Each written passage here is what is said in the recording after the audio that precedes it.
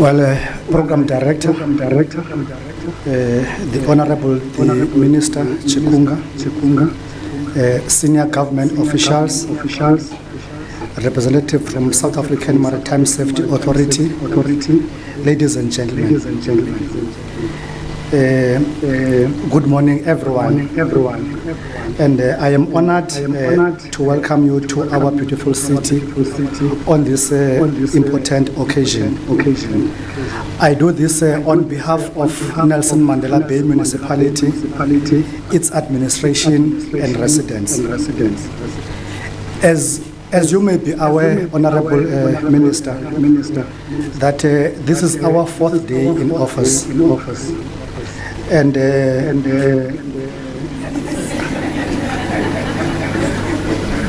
we were only elected on Friday, but today we are here.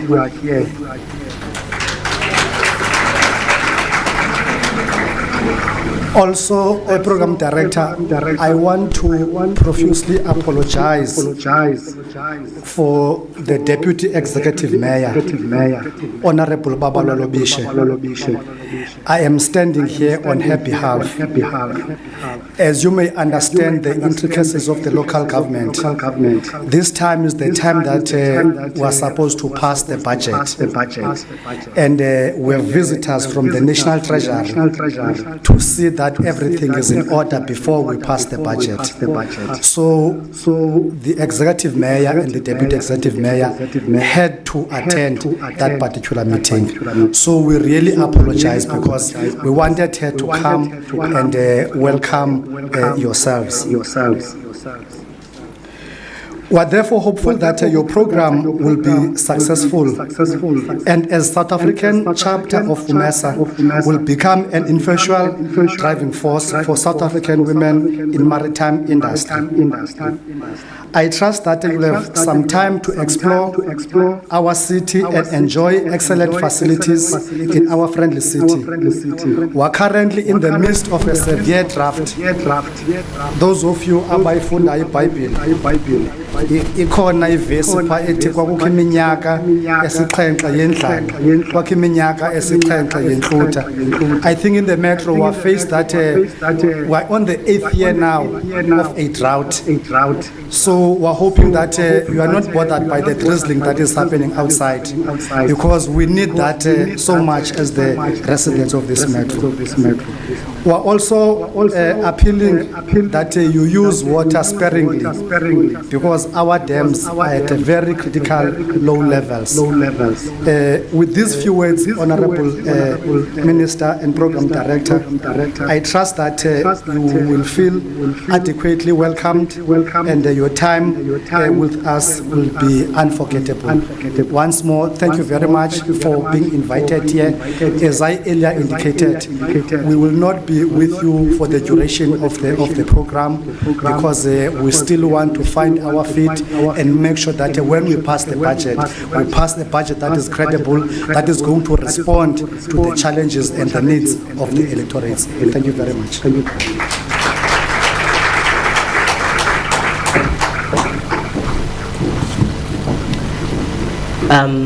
Thank you very much, sir. Thank you so much for honoring the invite, especially under all the circumstances that you've mentioned. As we move forward, we do have the province represented. We do have the province acknowledging that WOMESA is here. WOMESA is here to relaunch in the Eastern Cape, and we are grateful to have Mr. Mzilindile Mafani Thomas.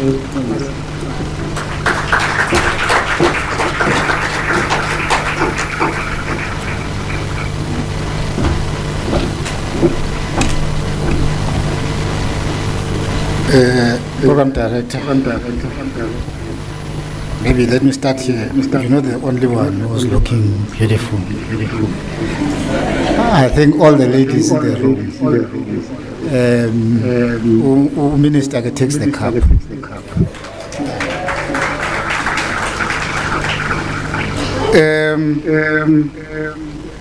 Honorable Minister, Program Director,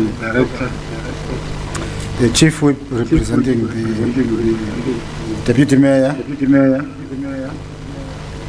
delegates to this august event, distinguished guests, heads of government entities present, colleagues, ladies and gentlemen, good morning. It is a great honor for me to represent the Eastern Cape Department of Transport to this august event today, to participate in the relaunch of women in the maritime sector in the Eastern and Southern Africa, WOMESA. Honorable Minister, about 4 days ago, the Honorable Premier attended the African Maritime Leadership Conference here in Gqeberha, and he emphasized the importance of this sector in our economy. This is a sector that has not seen many people, especially in Bogoto, participating meaningfully. And that's not only leveraging on the endowments it potentially has, but creating the much needed jobs, especially in the province of the Eastern Cape. The Q4 employment statistics for the Eastern Cape alone show that the provincial female unemployment rate stood at 46.3%. As the Provincial Department of Transport, we are eager for the sector opportunities from partnerships that will see us becoming drivers of economic change. And this intervention, Minister, is a step in the right direction. The Eastern Cape has about 800 kilometers of unspoiled coastal land, and currently there are 3 ports, that is the port of PE, the port of Ngqura, and the East London port, that have a huge potential to support the economy of the province. In welcoming the participants of this initiative, I wish to pledge our support as the Department of Transport in the Eastern Cape, looking forward to working with the leadership that will emerge after these 2 days. We also invite state institutions and all interested parties to work with us so as to ensure sustainability of these initiatives. I also wish that the plans that are in place for the Ngqura port, in particular as a shipment hub, not only for manganese but other products that may change the outlook of this city, are sped up to also create the much needed space for the motor industry exports. The development of maritime infrastructure is intimately connected with the process of economic growth. Maritime infrastructure facilitates economic integration and trade and aims to link areas of production to areas of consumption. We cannot deny the impact of maritime infrastructure as an enabler of economic development. And it is for that reason that the Eastern Cape Department of Transport will always come closer to the initiatives of this nature. Honorable Minister, I don't know if you know Umama Judina, the Chief Whip in the National Parliament. She is a preacher in the Methodist Church. When you have time, just ask her. But I recall the call she made some years ago. I can't recall the year. Not that I want to tell you, colleagues, about my age, but as you can see, I think I'm the youngest HOD in the country, Minister. But I recall Mama Chutina when she was an MEC for Public Works in the province. And I had attended a session that was held in the name of Women in Construction. She looked at the history of Adam and Eve. She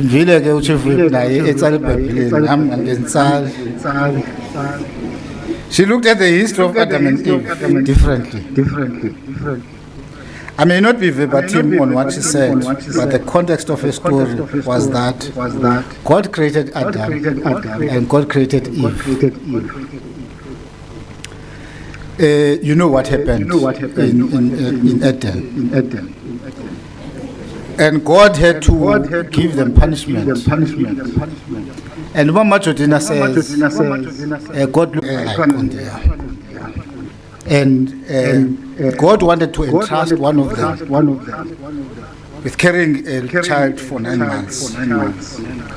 And when God looked at them, and this is what Umama Judina said, God didn't trust the man, but trusted the woman. Otherwise, Chief Whip, nathi noba ngesimane sibetha nje.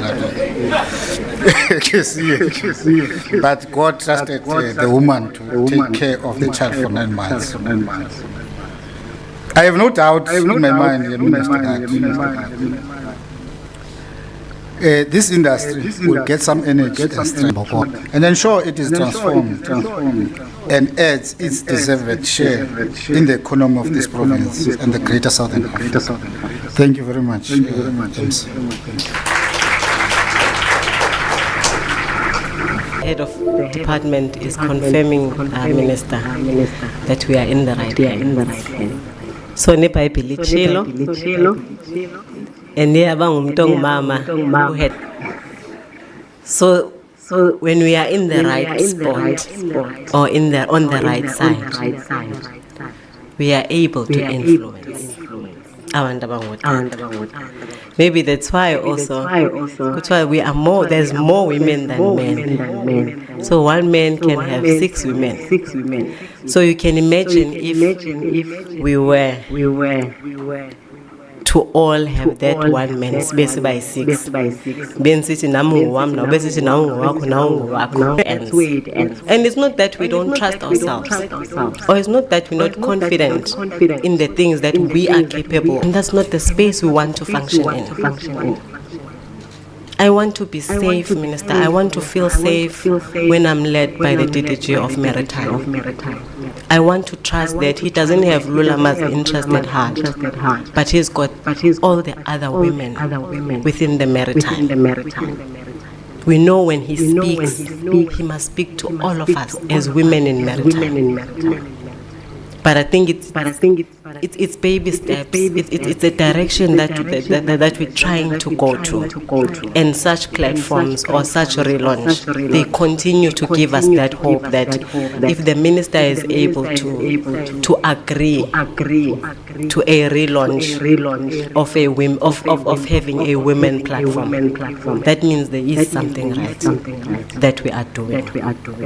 That we are doing for ourselves, because women took time to be here. Women took time to say, when we go there, I want to hear what is out there for me as a young woman, I'm a young woman, as an old woman. What will it take me to be able to stand in front of the small kids who aspire to be the woman that I feel I am today? But all those things, they continue to happen in platforms like the one we'll be relaunching. As we move very quickly, we were supposed to have Mr. William Azu from the IMO. We know that IMO is the International Maritime Body that South Africa falls under, but he could not still be with us at this time. But we will have Miss Noguzola. I think Upatricially English. Miss Noguzola Ngowane to come and address us on behalf of. I think Minister is just a very short one. Then Suzabarete for a mental of course. Yeah.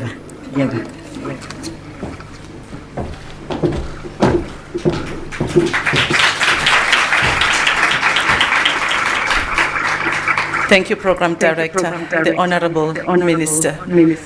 I'm definitely not Mr. William Azu. He'll be very fortunate to look as pretty as I am.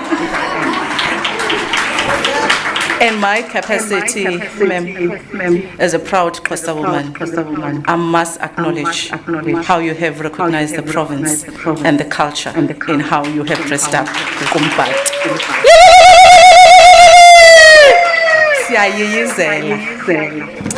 This is the message from Mr. William Azu.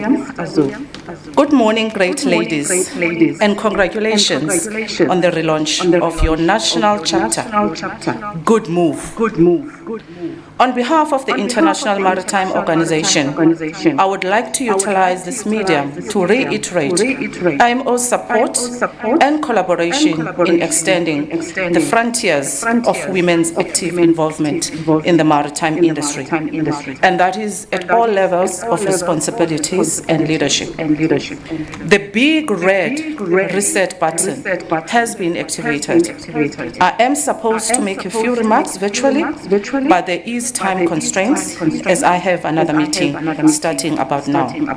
So let me say this: the development of the 7 strategic objectives to support women in maritime is at an advanced stage and would be finalized soon to give more impetus to your work. You can count on IMO South Africa. Best wishes to you all. Thank you.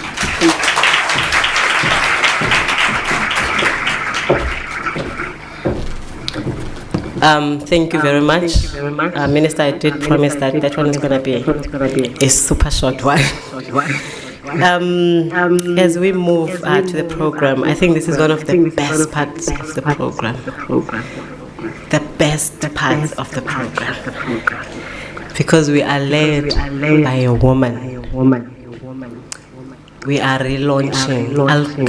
If it's only maybe strong, but we are relaunching a WOMESA. It's there on the SADC, but now the focus is home. It's like a woman's job in a home. They keep the home warm. Kuthiwa ungachata, ungajola, ungathini, but ubushushu bakho as a woman is what makes you home. And we are fortunate in the Department of Transport, or in the National Department of Transport, to be led by a mother. As I will call you in, Minister, this morning there's a song that I love. It says, but the lyrics of that song are just, when I listen to them, I saw you. And they say, African woman, she's the queen of the South. So you can see why we are in South Africa already. She is pretty. She is wonderful. And everything is in position. I'll just use Sarki Patman. But her prettiness is from inside out. And she's a woman that I've been dreaming of. It's a message from a man. It's about Africa. It's about South Africa. Sitaba silapa mama. We are yours. We are launching. Thank you.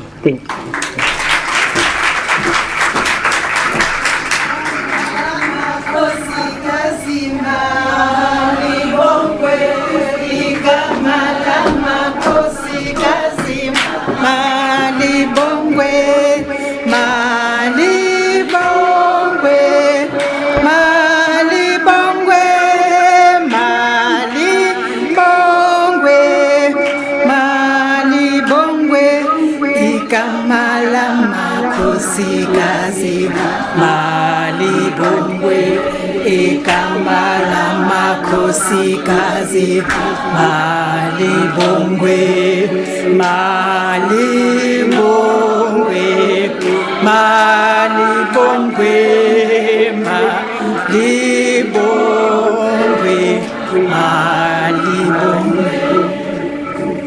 Malibongwe, igama lamakhosikazi. Thank you very much, Program Director, Ms. Lula Mamtembu. Let me also acknowledge your presence, Chief Whip of the Metro, Councillor Wandisile Chikeka, the Deputy Director General for Maritime Branch in the Department of Transport, Mr. Mthunzi Madia, Deputy Director General for Integrated Transport Planning in the Department of Transport, Ms. Rehatsu Mashaba, the head of the Department of Transport in the province of Eastern Cape, Mr. Mzimafani, CEOs who are with us here today, Director, Technical Cooperation Division of the International Maritime Organization, Mr. Shang, President of WOMESA Regional Structure, Ms. Udajo, the head of Secretariat of WOMESA, women representative organizations, ladies and gentlemen, members of the media. Program Director, in this world, nothing is absolute. Almost everything changes, moves, evolves and revolves. Even the hardest male-dominated sectors and industries will one day open up by force or by design to the persistent collective force of determined women who want to see change. And we are those women. Ladies and gentlemen, I greet you. Allow me to appreciate your presence at this relaunch of Women in Maritime, the South African and Eastern Chapter, WOMESA. Your presence today truly attests to a very deliberate agenda of women emancipation, especially in sectors and industries historically classified as male-dominated, like the transport sector in general and the maritime sector in particular. It does give me immense pleasure and appreciation that women liberation and emancipation interventions keep on finding expression, especially in the transport sector, in this case, the primary focus being the maritime sector. I'm glad that out of their own volition, professional women in maritime saw the need to revive a strategic structure such as Women in South Africa, WOMESA in South Africa. In other countries, WOMESA has been a vibrant transformation vehicle for professional women in maritime. Likewise, it must serve the same purpose in South Africa by being a game changer and an enabler for girl children to get informed, educated, and recruited into the various professions in the maritime space. Program Director, I will be amiss if I do not shortly recount the journey that our forebears fought and made it possible for us to stand in platforms such as today, freely launching women-focused socio-economic emancipation structures. South Africa's struggle credentials against all forms of discrimination towards human beings, especially women, is well documented. Black women in general and African women in particular suffered the triple oppression of race, gender, and class under colonialism and apartheid rule, and were regarded as minors by the Black Administration Act of 1927 and placed under the tutelage of their husbands. I just want to say this. Women at some stage, and I will say it again because I think I've said it before, could not sign their consent for operation. The woman was pregnant and had to go to theater for cesarean section. A husband had to be called to come and sign the consent because the woman was a minor.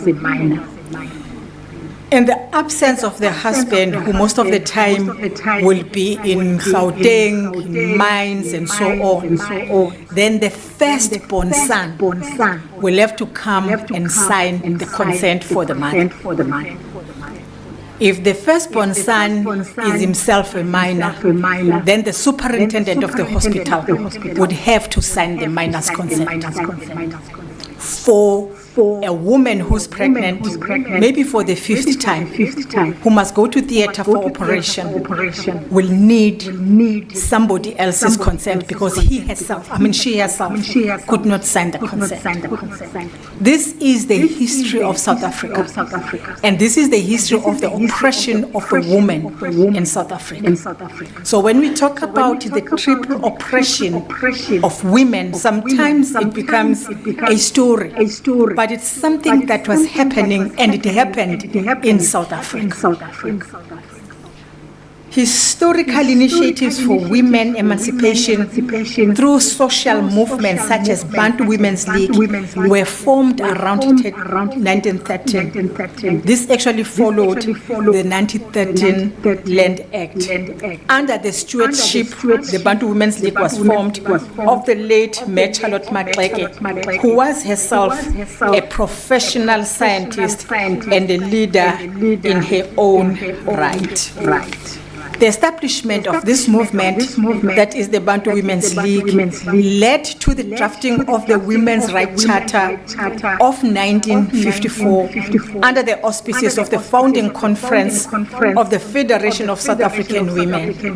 It was in 1955 when the Freedom Charter was adopted.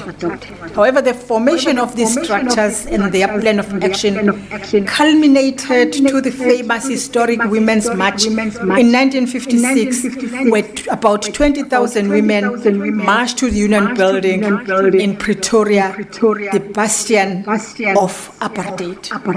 And they said, straight on, you strike a woman, you strike the rock. It also laid a firm foundation to continue the struggle for women's emancipation in context and as a pillar of the liberation struggle against colonialism, racism, and apartheid.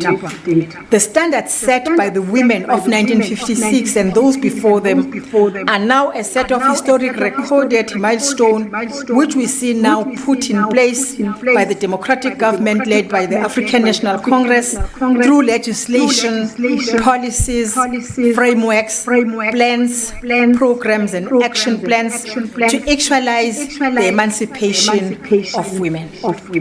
We come from that far as a country. But some of these things that we're talking about are still happening today. Let me share with you my experience just over this weekend. I attended a convention in George. And my office booked a room and the hotel, confirmed. In the evening, when I was supposed to go to the room, I was told that, no, I no longer have the space. But there is a room outside the main building of the hotel where I can go and sleep. And in that room, there is no electricity until 10 o'clock because there was load shedding and there's no Wi-Fi. I then say, but I have meetings to attend, so I definitely need electricity. And I was confirmed, my room was confirmed in the main building. What has changed? He said, no, but that's it. Oh, okay. I went to my car and sat there. My protector from Cape Town, who happens to be a white man, and I value him very much because he's good, he then calls another hotel, Protea Hotel. Then they say to him, yes, we have electricity in all our rooms, so we can actually book you a room, because he was speaking as if it's him who's booking the room. So he's white. And then they say you can actually get a room. So immediately they say that I call my chief of staff, who happens to be an African woman. Then I say, please phone hotel number XX, they have rooms, and there is electricity, there is Wi-Fi. She calls the room hotel because she's frustrated. She knows that it means I'm actually sitting in the car. My protector leaves the car, he goes out. He phones the hotel, the first hotel where I was actually confirmed, to say, I need a room. They say, yes, there is a room for you. So he comes back, I think embarrassed, because I think at that time he was realizing that rooms were available for white people, but not for black people. Then he says, no, but ma'am, they are already arranging a room for you. And I said, no, don't worry. I think I will get another room. At that time, I feel like driving to Cape Town to to sleep over there because I don't care about take away anything about position. I happen to be Cindy Chikung, and I'm myself, and I bring myself, and I'm not requesting that. I just want to sleep there for free. I'm going to pay. One thing that my other protector had said is that they are actually giving us a room without electricity and Wi-Fi, but the price was too high. Then I do my homework to say, but let's check as to how much are other people paying. To discover that the white people are paying less than what we are charged. So the actual price itself says, don't book here, we don't want you. I say, this is South Africa. But more than anything, children, 5 children in an accident. So we go there. You know, George is along the coast. Beautiful green. You know, roads are tarred in town. Then we go to where the people live. You're not very sure when you actually enter the house. You're not sure whether you're in the house or you're still outside. That's the level of poverty. This is the family that has lost 5 children. The roads are gravel and dirty. A complete disjuncture from what you experience when you are in town. Just across where African live, there's of course a colored community. Their houses are old but structured. You can tell that they come from the old apartheid time. As you would have known, Africans would get the least. So the only houses that you think are better for the Africans are RDP houses. They are gold, it's real gold. Otherwise, the rest, you don't know as to how people survive. There are no roads, there's nothing. Go to town, it's the best road you can see in the country, well maintained and everything else.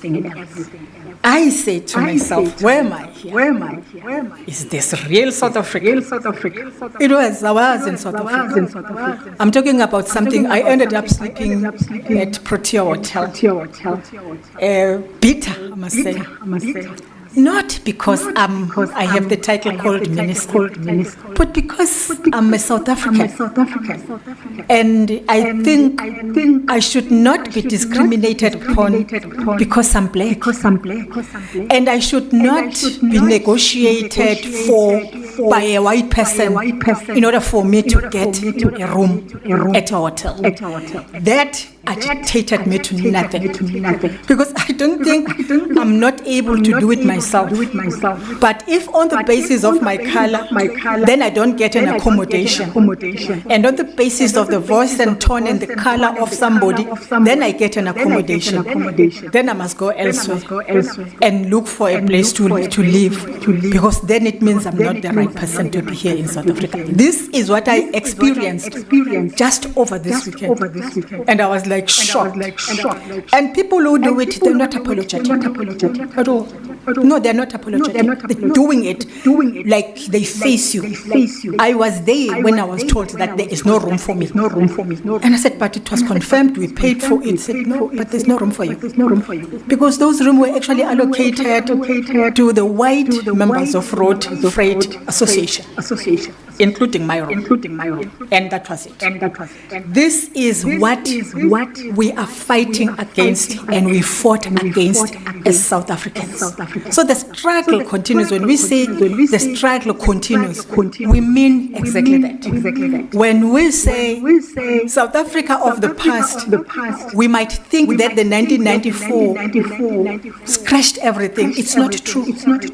We did not find a clean slate as South Africa and wrote our own story. We found a slate and we took over a state machinery that was intact to democracy. And we thought that it was going to deliver and give us what we needed as government. Ladies and gentlemen, as the transport sector, we have organizations formally established by the Department of Transport, such as the South African Network of Women in Transport, SANWIT, established for the main purpose of ensuring women emancipation within and among various subsectors of transport. One of the important objectives of SANWIT is for the structure to add to the body of knowledge and guide best practices through research and innovation. And such a feat, we have a directorate in the Department of Transport. We have a directorate in the Department of Transport that is responsible for SANWIT. And our take is that when we form these structures with umbrella of SANWIT, SANWIT is the vehicle which encompasses women from all modes of transport, as I've indicated, and these include professionals and women-owned businesses. It was in August 2015 where women in the transport sector, business and professionals alike, adopted the 2015 Gauteng SANWIT Declaration and Platform for Action at the summit that was held in Box Bay. The women in transport said, and I just want to quote, equality, development and progression for all women in South Africa's transport sector in the interest of economic development and women emancipation. We dedicate ourselves unreservedly to addressing these constraints and obstacles, and thus enhancing further the advancement and empowerment of women in the South African transport sector, and agree that this requires urgent action in the spirit of determination, hope, cooperation, and solidarity now and to carry us forward into the next century.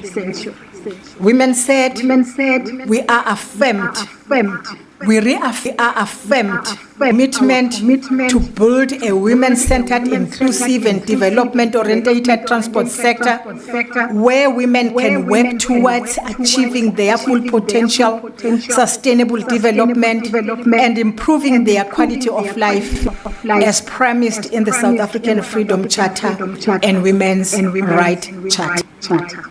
We reaffirm our commitment, they said, to curb the triple challenges of poverty, inequality, and unemployment, which continue to affect the many people as enshrined in the National Development Plan, which aims to eradicate poverty, increase employment, and reduce inequality by 2030. And you know some of these things, we recite them. Poverty, inequality, unemployment. Poverty. We know these things. But I'm not very sure whether, and I want to believe that today, we will be able to say, when we do 1, 2, 3, 4, this is how such actions are going to minimize or reduce the poverty among women, the inequality, and probably create the much-needed employment. We are convinced that women's empowerment and their full participation on the basis of equality in all spheres of the transport sector, including participation in the decision-making process and access to power, are fundamental for the achievement of empowerment, development, and progression. We are determined, women said, to ensure women's equal access to economic resources, including land, credit, science and technology, vocational training, information, communication, and markets as means to further the advancement and empowerment of women in the transport sector, including through the enhancement of their capabilities and capacity to enjoy the benefits of equal access to these resources inter alia by means of national cooperation, close quote. That's what the women said in 2015. Esteemed delegates, it is also important to know that South Africa, as a progressive nation, we are signatory to various international instruments and organizations which promote, advocate, and work hard to ensure that women are recognized and can participate in the developmental agenda on issues which affect us as women, including issues that we are going to discuss here today. As the National Development Plan Vision 2030 highlights that the advancement of women participation is not only the responsibility of the state, but other international multilateral organizations like the United Nations, which also need to advance.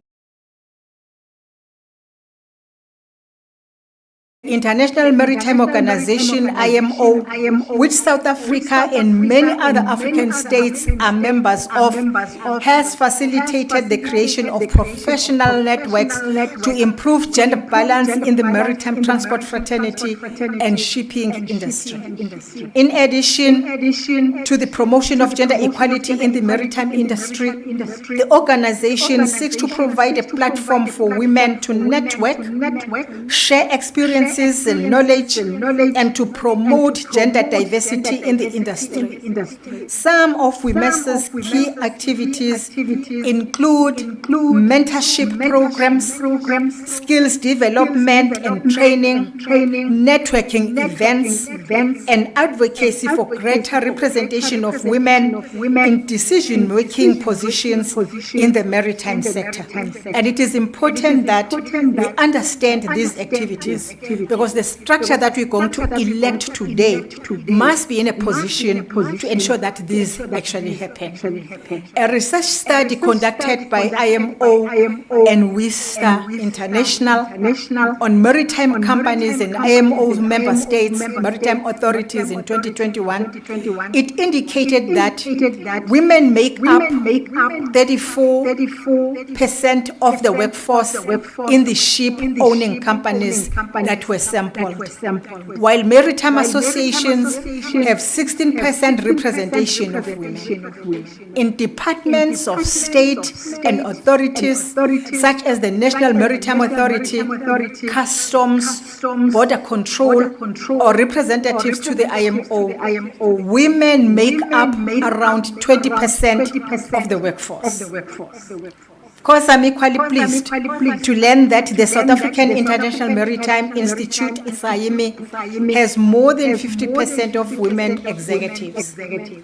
Another interesting report from the International Maritime Monetary Fund, that is IMF, showed that increasing the top management